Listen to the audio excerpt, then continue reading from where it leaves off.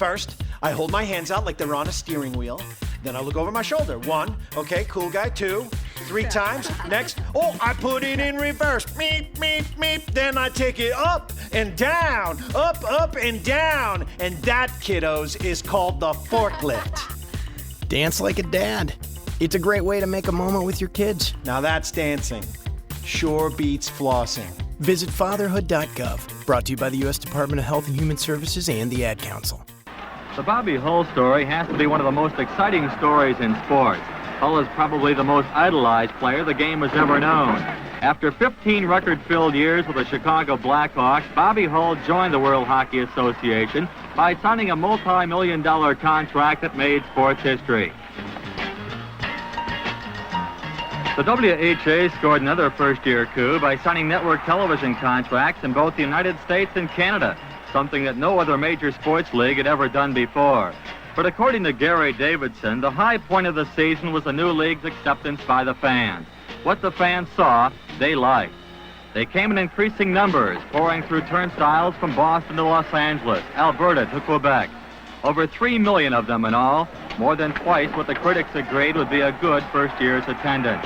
Even more significant is that the attendance figures improved as the season progressed. And now, with more stars coming into the league, Gary Davidson looks for that trend to continue.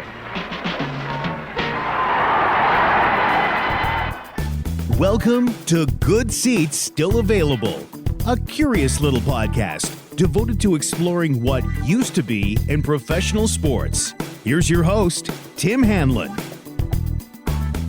Hey there, everybody. How are you? This is Tim Hanlon. As announced, and of course, this is Good Seats Still Available, the curious little podcast that is devoted to what used to be in professional sports. As the clip you just heard gives some indication, we're going to get back into the World Hockey Association, the WHA. We had a great response to our very recent conversation with Curtis Walker a couple weeks back, as we got into the original version of the Winnipeg Jets.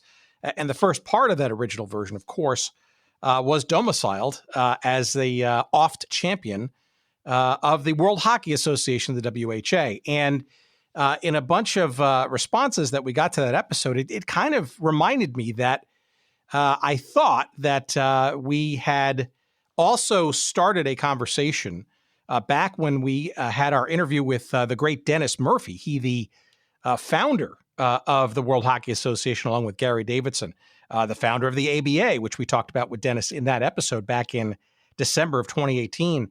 And obviously, Dennis went on to things like Roller Hockey International and a whole bunch of other things. But I digress.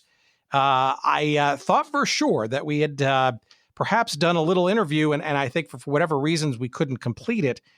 So I did some digging. And I guess we're going to sort of consider this a lost and found episode, because what was, I thought, lost is actually a good half hour and change of I guess, the beginnings of a part 2 conversation that we had with Dennis Murphy back again in December of 2018, about a year and a half ago.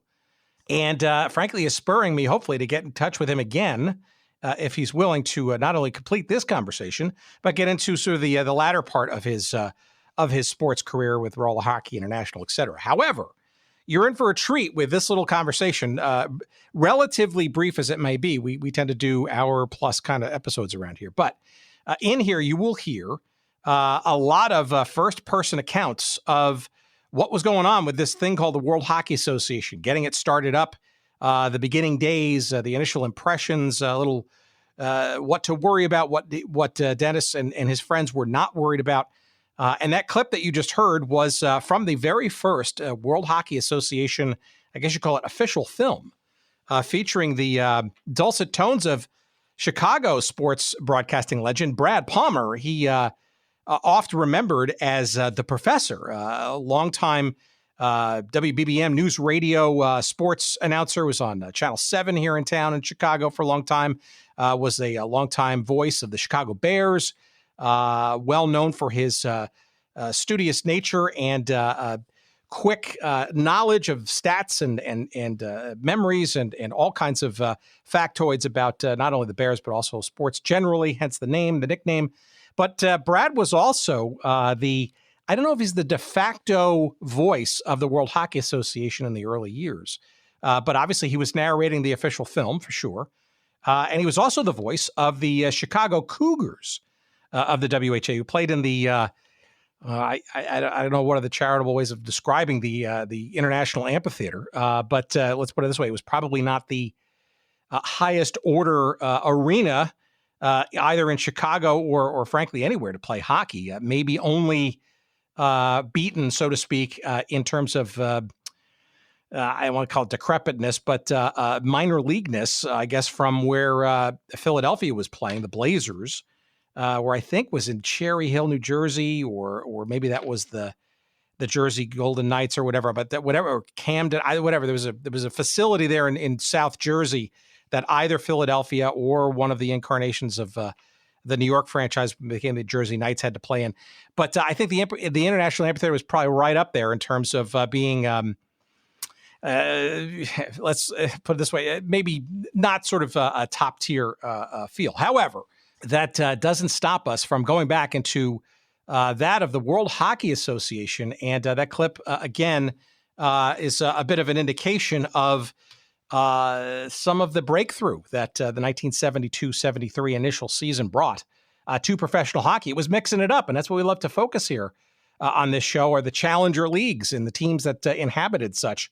And there's probably no better example of that than the World Hockey Association, arguably quite successful in the end of the day with 4 franchises getting absorbed into the National Hockey League. Some call it a merger, some call it an absorption, some call it a capitulation. I don't know what you want to call it. People in Cincinnati and Houston are probably of a certain age who probably don't think necessarily that that merger / amalgamation, which the NHL sort of went on with, was necessarily fair to them. But however, that's also for another episode at another time. But as you may know, our episode with Dennis Murphy, episode number 129, you can certainly search that up if you want and maybe listen to that one in conjunction with this one. But we've done a lot of WHA conversations. Howard Baldwin, the former owner of the New England Whalers, a great guest. The late Tim Gasson, he the founder and the curator of the World Hockey Association Hall of Fame. Ed Willis, great conversation we had with him about a year and a half back. Dan Bouchard had some memories too. We talked about that with him and all kinds of other people and places around the WHA. John Sterling, of course, the New York Raiders and his exploits. Lots to explore in retrospect with the World Hockey Association. But let's circle it back all the way to the beginning, frankly, with the founder of such and many other leagues to boot. And this is our, if you will, our semi-part 2 conversation with Dennis Murphy, the founder of the World Hockey Association, coming up in just a moment's time. Thank you for sticking around. You're going to enjoy it. I almost guarantee. I absolutely guarantee that you will enjoy it. Before we get there, I want to say thank you to one of our great sponsors. And this week it's Streaker Sports, who can be found at streakersports.com, just like it sounds, streakersports.com. And of course, we want to call your attention amongst all the other sports stuff that they've got there, sports culture. They got all kinds of great defunct league stuff. Why don't you point your browser over to streakersports.com and go to the World Hockey Association tab, and you will be greeted by a plethora. I've been trying to use that word all day. A plethora of T-shirts with all the great logos. It's probably the most comprehensive, I think, that we've seen out there, including, of course, the Chicago Cougars, the aforementioned Houston Aeros, the ones that didn't make the cut, the Cincinnati Stingers also not making the cut when the merger time came around, but also some of the original versions of some of the teams that did. Of course, in addition to that, there's the New England Whalers shirt when they became obviously became Hartford. They're there and they're in a beautiful green kind of textured shirt. And there's also the very smart looking gray shirt with the white handsome WHA League logo. All of those shirts and more, and other sports for that matter, can be found for you at streakersports.com, the purveyors of sports culture, they consider themselves. And of course, we have a promo code for you, and that's Good Seats. 15% off all of your purchases at streakersports.com, promo code Good Seats. So celebrate the WHA. Let us lift the glass to in honor of our guest this week, Dennis Murphy, and why not buy a T-shirt or 2 or 7, at that matter, using that discount. And let's commemorate and remember at least a little bit of the origin story of the World Hockey Association with our semi-return visit with the great Dennis Murphy. Here's our chat we had about a year and a half ago, lost, but now found. Please enjoy.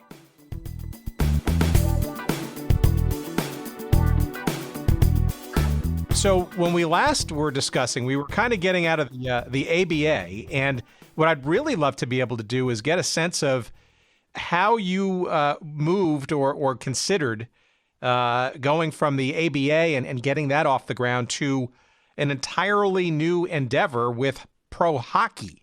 What was going through your mind? Well, when we were in Miami, my owner, Tom Carney, who's a banker, wanted to sell the team.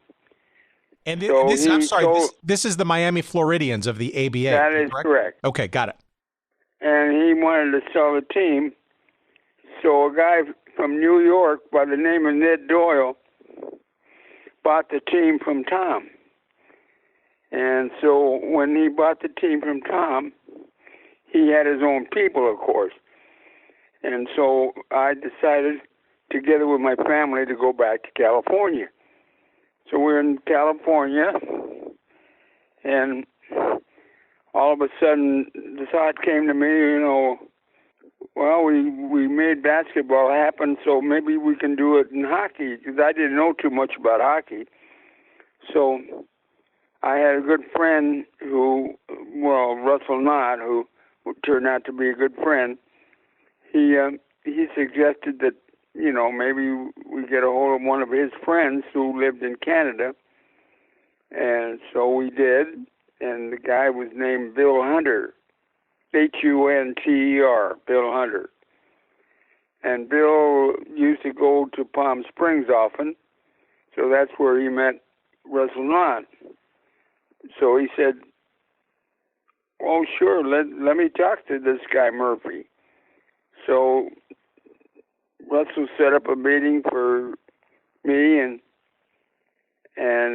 Bill Hunter.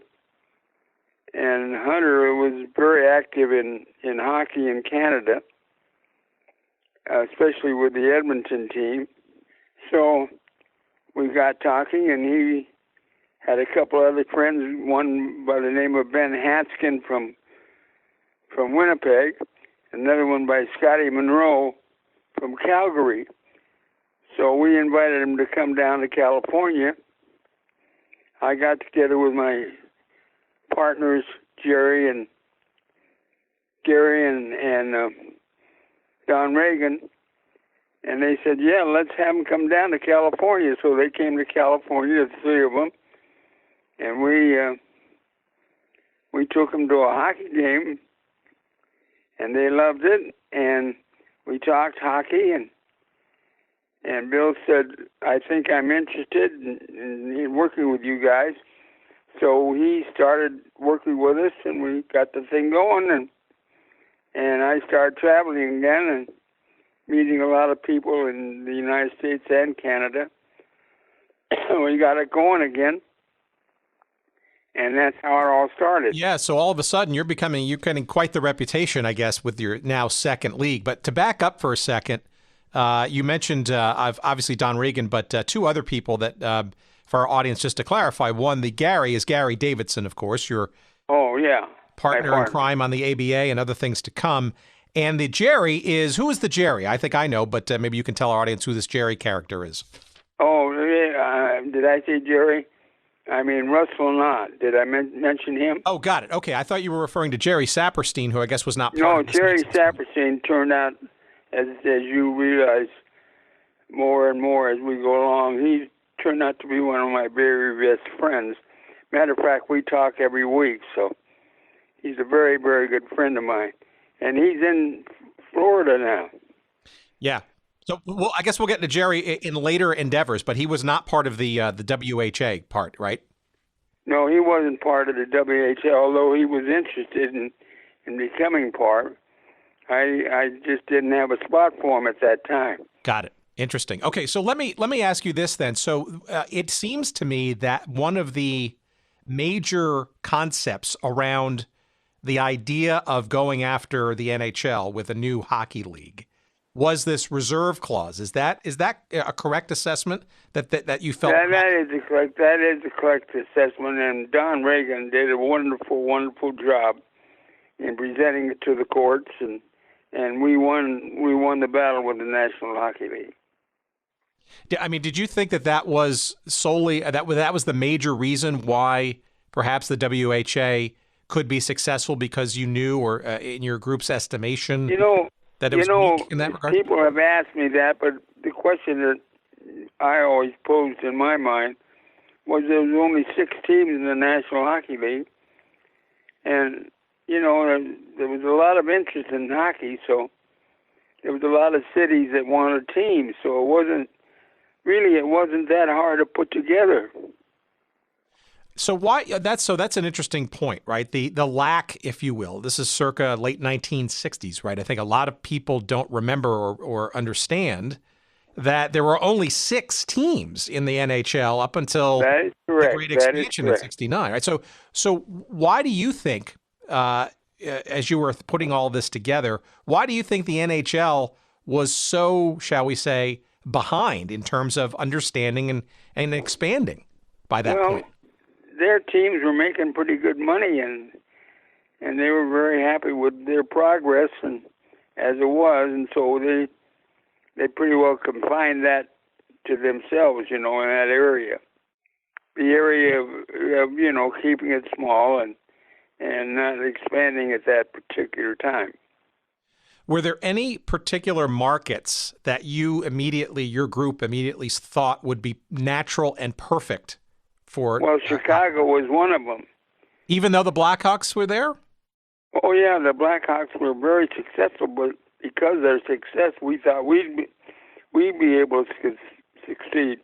And we did, because of one guy, and that guy was, of course, Bobby Hull. Well, we'll get to Hull in a second, but I guess what I'm really trying to get into here is how you thought through the markets, right? Because something like Los Angeles, Chicago, New York, right? Those were all established NHL, right, cities. But then there was also these other cities that didn't have hockey. So it seemed like you were trying to kind of satisfy both, right? Markets that were big, that could support another team, as well as brand new markets that would love to have had professional hockey. Well, one of the biggest problems we had, I blame myself for this, is expansion was the big thing with us. So I wanted to have as many teams as I could, and I think that was a mistake on my part. I should have, kept it to 12 or 24 or 16 or whatever, but not go to the tune that I was, trying to establish all over the country and all over the world. It wasn't the time for that, and I should not have done that, and that was my mistake. But it did seem to me that it was sort of predicated. It almost felt like for you to be considered legitimate and professional, that you needed teams that were sort of in the major markets that could perhaps support a competing team in a WHA, but also the markets that were just dying, frankly, for a hockey franchise altogether, like a Birmingham or a Quebec or a Houston. I think that's a pretty good point. My thought were, of course, to be honest, to expand as quickly as we can, and to be honest again, to make as much money as I could, So that, we were only charging at that time $25,000, which was a very small amount, but at that time it was a pretty good amount. So we were both greedy and, secondly, not very smart. Well, I don't know about that part. I understand the idea of a business enterprise, right? But I think it was not only smart but prescient, right? In that, I mean, you look back through history, circa 1969, it was only then that the NHL was adding some teams, but you guys were smart enough to recognize that hockey had some issues, some challenges, right? The reserve clause being one, the relative lack of franchises. The reserve clause was a great job on the part of my partner, Don Reagan. He did a great job legally. And because of that, we were able to make a breakthrough. And that, I think National Hockey League thought they would win that case, and they made a mistake, just like we all do. But they made a mistake in thinking that the courts would, go with them. And they did not. They went with us. So that was our luck. But I guess that also, though, really stirred up a teapot of dissatisfaction by the players, not only in the players were as normal at that time. They were not paid very much.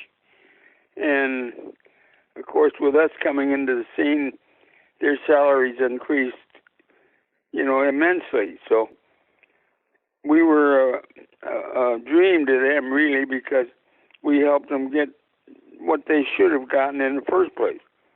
So let me talk about that then. So what is the thinking as you get ready to find these teams and franchises and owners about players?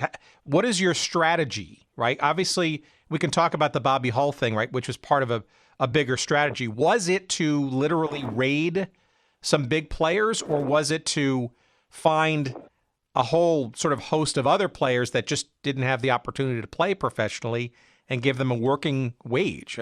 What was the strategy for players? I think it was both thoughts. Of course, we were very fortunate to get, as I said many times before, Bobby Hull.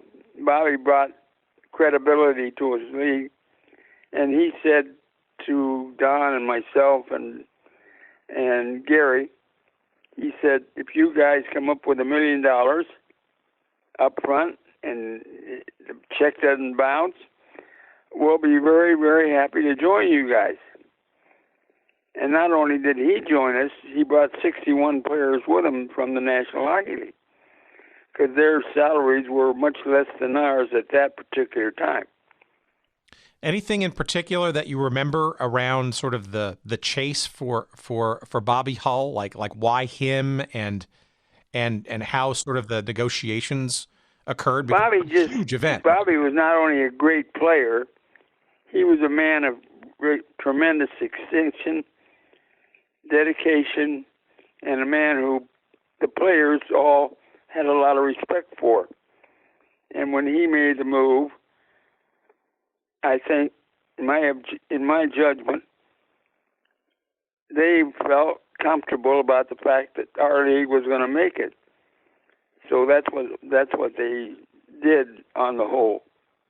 What was it? Was Hull joking when he said he would only play for the WHA for $1 million? I mean, my sense is that there was a bit of a like that'll never happen, and then surprisingly, or maybe this was part of the PR strategy, $1 million showed up, if you will, to actually be legit in terms of being an offer. Well, it was a legitimate offer, and that's what he wanted. He wanted us not to talk about it.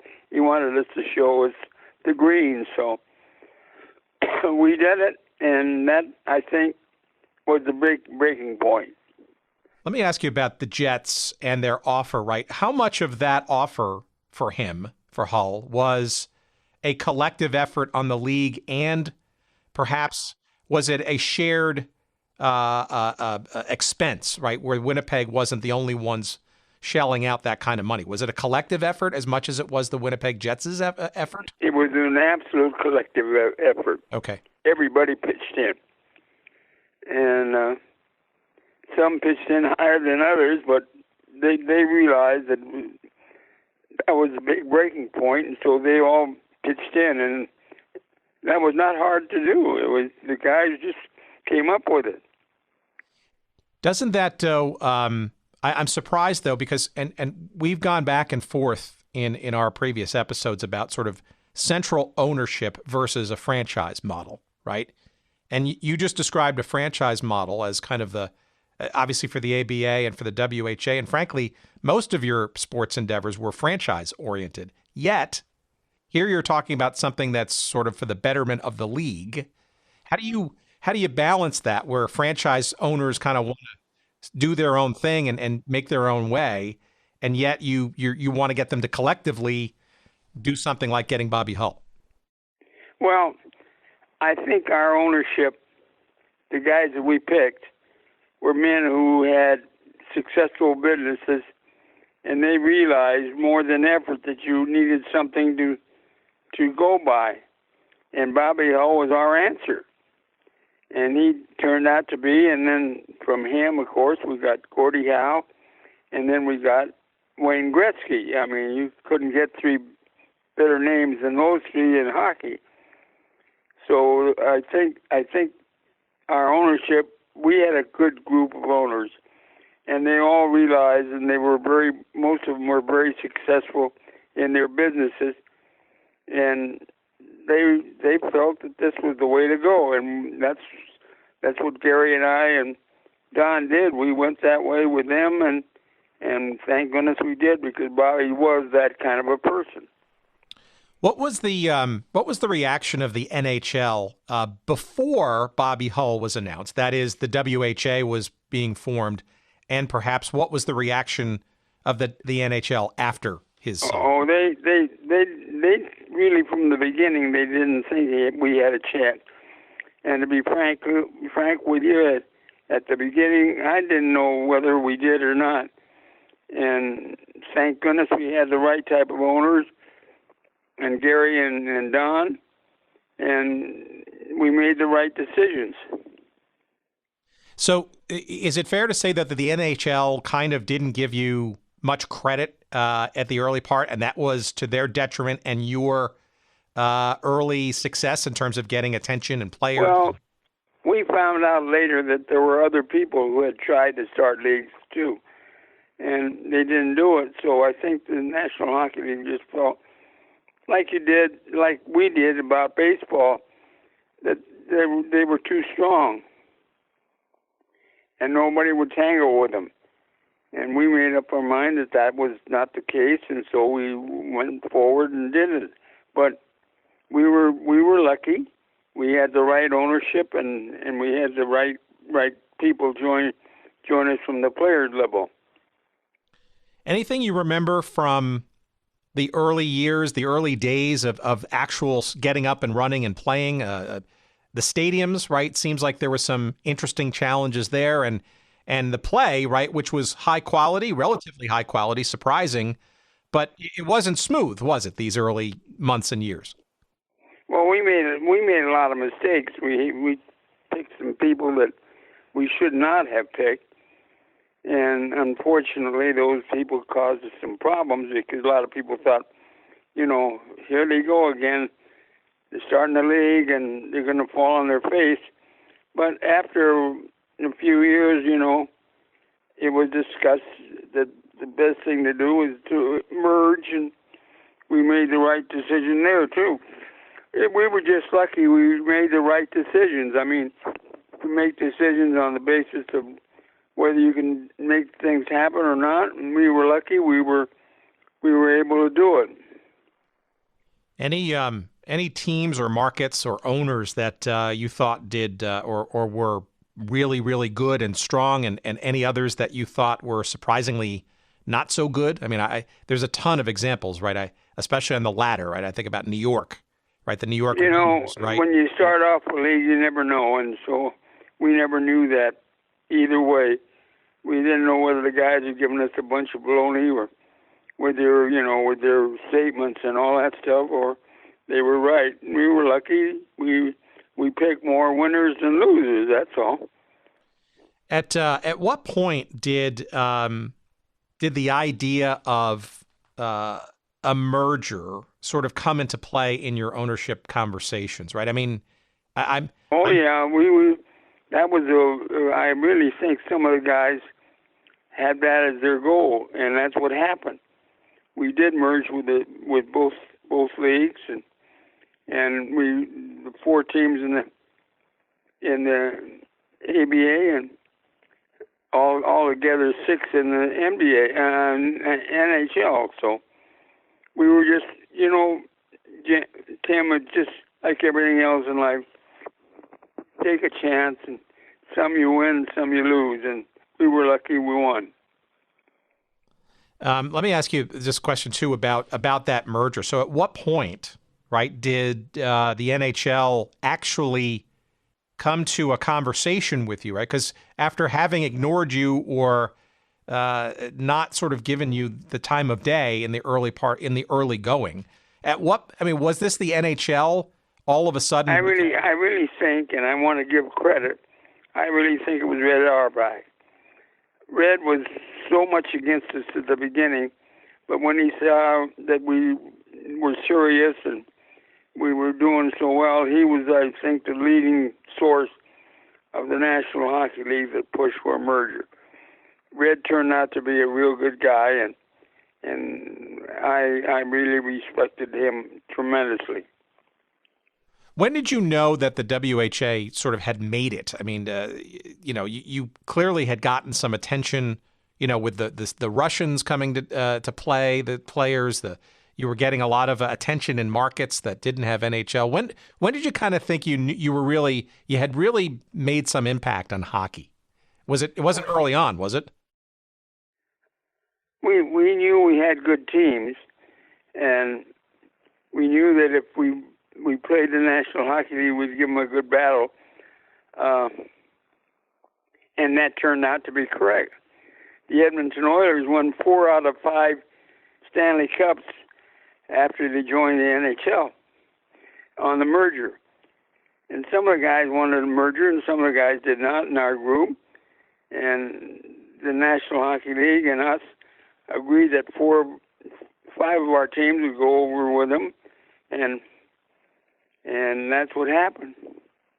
Do you remember anything about which teams, like how the selection of the teams that were going to be merged occurred? Because I'm sure there were a few hurt feelings by some that were taken, like Cincinnati. Of course, Edmonton, Winnipeg, Calgary, Quebec City, were teams that were natural. They wanted to go into the National Hockey League. It was something that was always in their mind, and we were the source, and so that was what made it happen as far as the merger is concerned. The Canadians especially, and they pushed real hard for it, and they were right, and thank goodness they were, because Edmonton, Winnipeg, and all the other teams that did very well with the National Hockey League. As did Hartford, right, which was the only one from the United States that sort of made it. I guess my question is, my understanding is, man, maybe you remember the specifics, maybe you don't, that there were, from what I understand, 2 other teams that were kind of in the mix that kind of got shut out, that being Birmingham and Cincinnati. Anything? Yeah, they wanted teams badly, and they had the financial backing. But, the National Hockey League, they were in control, really, basically, of the merger because we were asking them to go in with them. If it had been the other way, maybe we would have been the same way, but that's what happened. We went in with them. Okay, what about the legacy of the WHA? There were a bunch of rules, new rule changes, and obviously some quality players too. Is there anything that stands out in your mind as the WHA sort of flavor of hockey being different than the NHL and its legacy? Like overtime, I think, was a WHA. That was our idea, right? Oh yeah, we had good rules. They had good rules, and we just combined the two and went from there. But basically, to be honest with you, I had very little to do with after they got together on the merger. So I didn't spend a lot of time in that area because at that particular time I was also working with team tennis. So I was pretty busy, and so I didn't spend the time on the merger. But the guys who did a good job, I thought, and I hope they're doing a good job today, and I think they are. So let's just hope that things keep going well for everybody in hockey.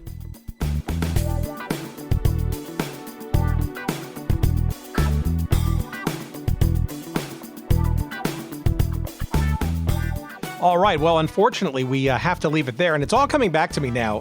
This is a year and a half ago, so shoot me for forgetting. But I believe we had set up, or at least I had thought we had set up the time to go deep into the WHA, like we did with our earlier episode with the American Basketball Association. But I think Dennis had gotten the time wrong, and he had some other appointment to go to, and he profusely apologized at the end of this clip. I saved you from that. I just foolishly have not followed up since, because I just kept going on with other episodes and whatnot, and we had a great response to the ABA episode. But I probably do owe Dennis another call so we can hopefully maybe go a little bit deeper into the WHA story and, frankly, some of his other exploits. He was involved in the World Team Tennis thing. We're going to get into that in a couple of weeks with a couple of guests, finally, luckily. And certainly Roller Hockey International, which we've had a cup of coffee with our pal Richard Neil Graham. And we have another episode probably featuring a very special guest going to be related to that as well. So, Dennis, if you're listening, we will probably try to give you a buzz sometime in the weeks ahead, and maybe we can sort of complete the circle of all of your Challenger League goodness that we bow reverentially in your general direction, in thanks to sports fans, or from sports fans all over the place.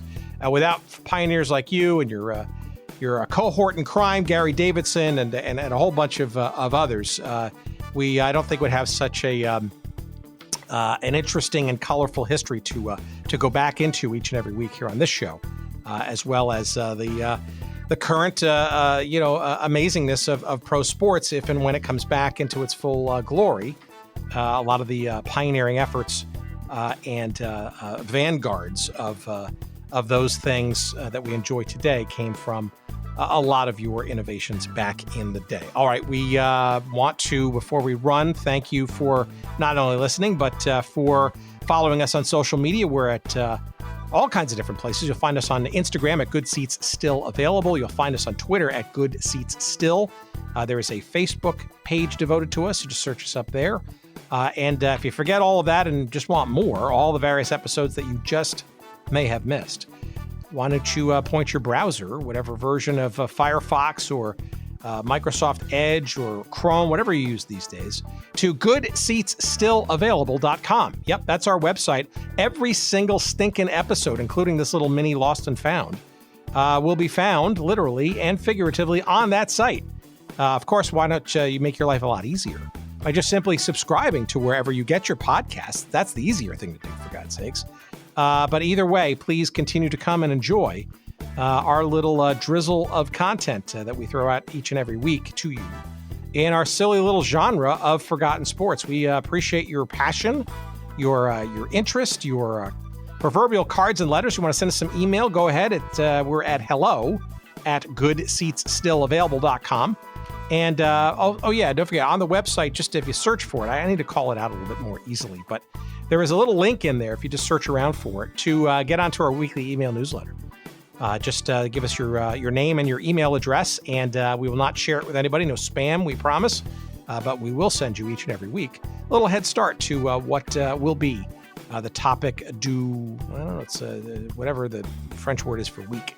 Because we do it every week, and we'd like to send a little early advance notice to our friends to be in the know. Just sign up for that email newsletter on the website. One last bit of news, let's say, not news, but thanks, kudos, if you will, to our pal Jerry Payne down in Metro Atlanta, who is safely distancing from all that might ill him and his colleagues down there. He's doing all the right things, and including, of course, putting all of our editing pieces together for this episode and all of our episodes to date.